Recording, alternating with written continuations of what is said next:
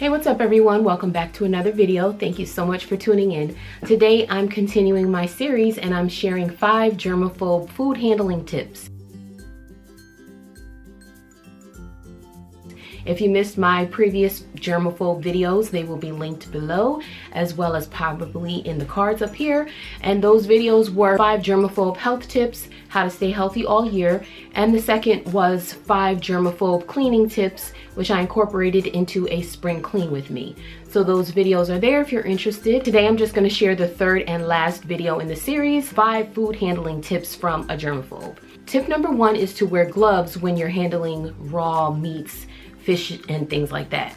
So for me, I don't touch the meats or fish unless I really have to, without wearing gloves. So if I'm cleaning the meat, I'm wearing gloves. If I'm making meatloaf, I'm definitely wearing gloves. There's no way I'm touching meat and digging my fingers into it without gloves on. I don't want to have any of that residue on my hands, and I just feel much safer with the gloves. Tip number 2 is when you are dealing with raw meats is to clean the entire sink, the faucet, the countertops, and all the surrounding areas when you are cleaning those meats. So if you're cleaning off chicken or steak or rinsing any of the meats in your sink, the best thing to do is to clean that entire surface with a disinfecting solution.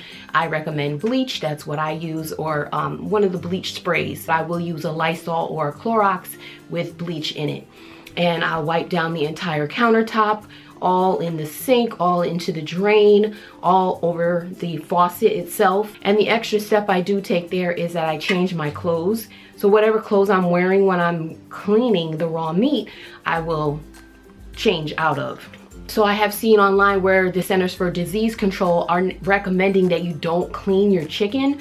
And there's no way I'm gonna take chicken straight out of the package and put it into my pot or pan or into the oven. I have to wash my chicken. So the way I get around concerns about splashes of bacteria in the droplets of the water is to just clean everything and change out of the clothes that I had on at the time. Tip number 3 is to wash the outside of your fruits before you cut into them. So fruits like cantaloupe, bananas, watermelon, pineapples, lemons, limes, all those fruits that have that skin.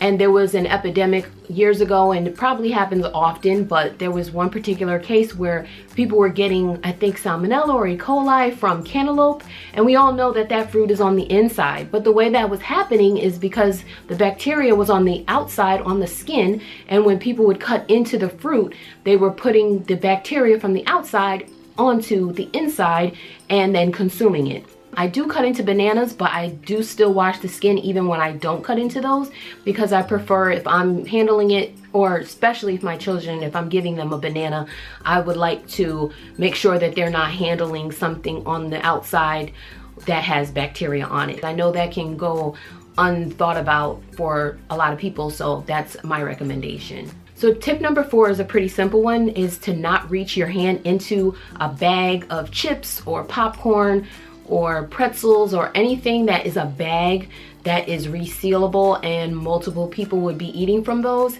The best thing is to pour those out, so that's what we're used to doing.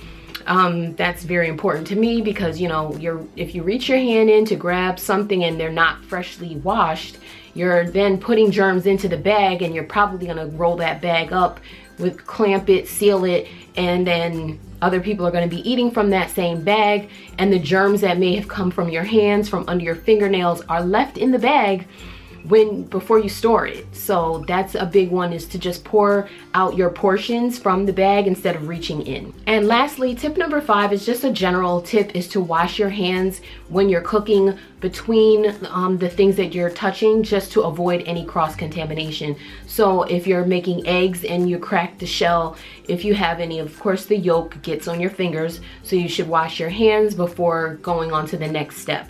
And that's a big thing for me. I wash my hands frequently when cooking. If I'm handling fruit or lettuce, preparing a salad or anything like that, and then I'm handling other things in between, I do wash my hands before I go back to the fruit or the raw items that are not going to be cooked. I did want to mention that some people do believe that they may have a stomach bug or like a 24-hour virus of some kind when they have like a gastrointestinal issue, and a lot of times it is technically food poisoning from cross-contamination. So you may think that you've picked up something from the outside when it's actually something that you may have eaten. That is a big one for me. I'm very particular about what I eat for this reason.